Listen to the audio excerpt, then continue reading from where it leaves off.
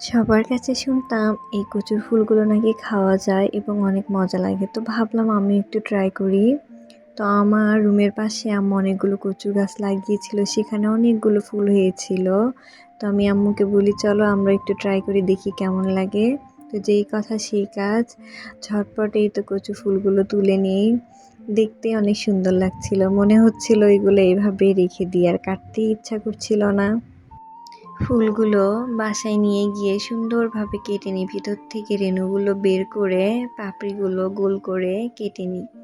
এরপরে পানি গরম করে লবণ এবং হলুদ দিয়ে এটা সুন্দরভাবে সেদ্ধ করে নিই, এবং সেদ্ধ হয়ে যাওয়ার পরে যে পানিগুলো বের হয় ওগুলো ফেলে দিই। এরপর পেঁয়াজ মরিচ এবং শুটকি ভালো করে ভেজে নিয়ে সিদ্ধ করা কচুর ফুলগুলো ওটার মধ্যে দিয়ে আরও ভালোভাবে ভাজতে থাকি।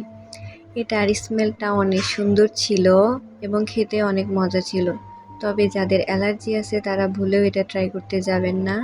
আমার বাসার কেউ এটা খেতে পারেনি, আমি একটু খেয়েছিলাম, আমার অনেকটাই প্রবলেম হয়েছিল। তো আজকের ভিডিওটা এই পর্যন্তই, সবাই ভালো থাকবেন, আল্লাহ হাফেজ।